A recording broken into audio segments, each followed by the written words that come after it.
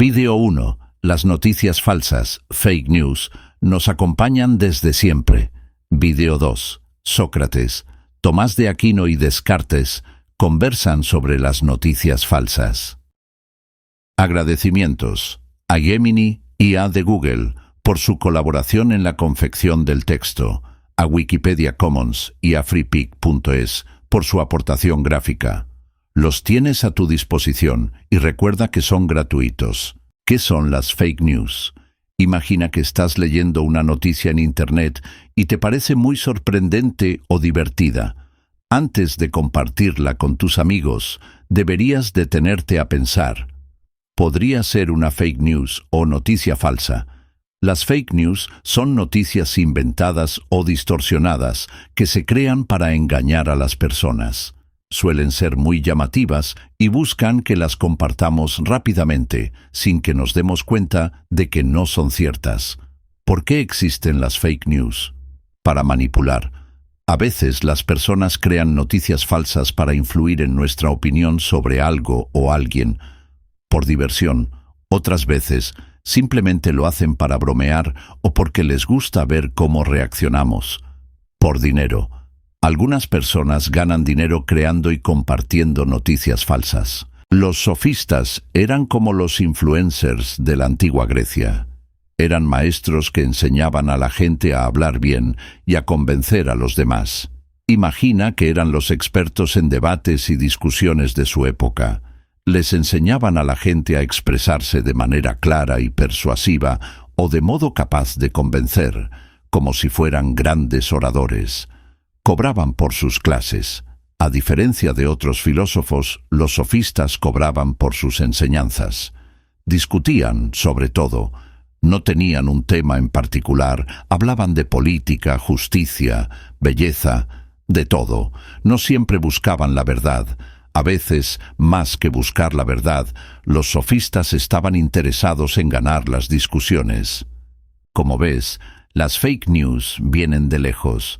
Los maestros de la retórica, expertos en el arte de la persuasión o convencer, a menudo utilizando argumentos engañosos para defender sus posturas, dando mérito no a la verdad, sino a convencer. La mitología también estaba repleta de historias inventadas o exageradas para explicar el mundo y reforzar valores culturales. En la Edad Media, la Iglesia Católica difundió información, a menudo influenciada por intereses políticos y dogmáticos.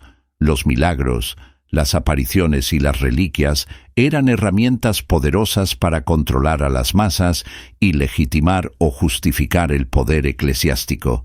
Veamos algunos ejemplos.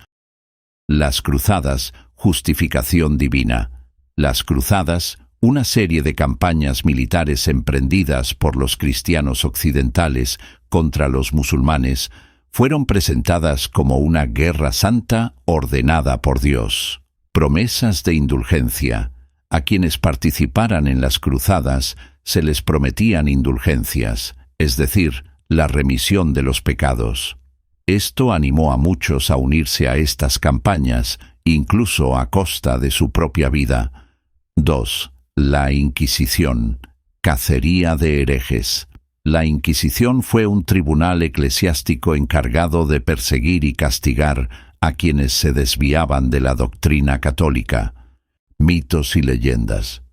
Se difundieron numerosas historias sobre los horrores de la Inquisición, exagerando los métodos de tortura y el número de víctimas, con el objetivo de aterrorizar a la población y evitar que se cuestione la autoridad de la Iglesia. Las apariciones marianas.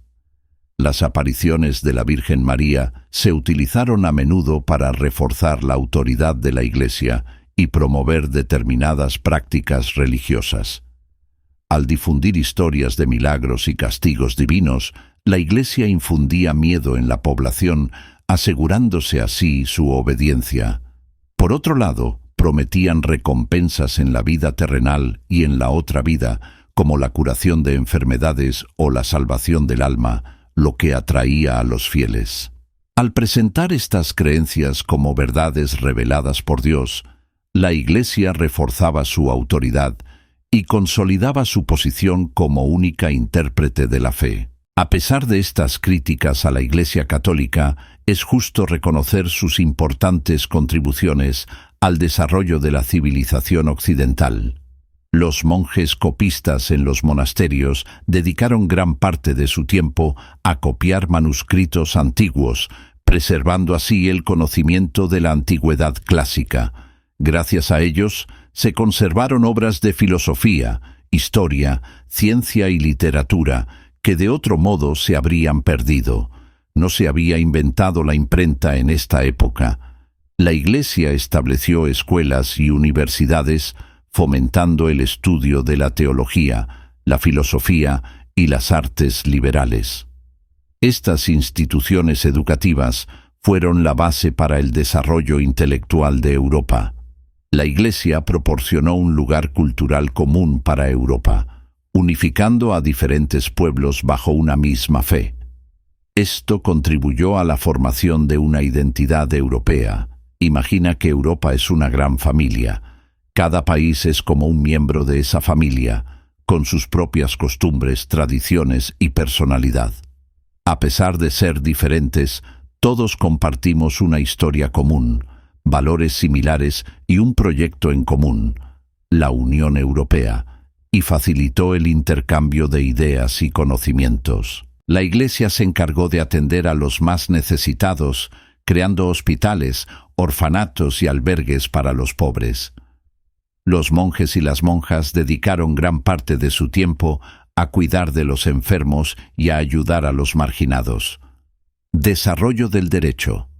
El derecho canónico, elaborado por la Iglesia, influyó en el desarrollo del derecho civil y penal en Europa, estableciendo principios fundamentales como la igualdad ante la ley y la protección de los derechos humanos. Los monjes introdujeron nuevas técnicas agrícolas y fomentaron el cultivo de tierras improductivas.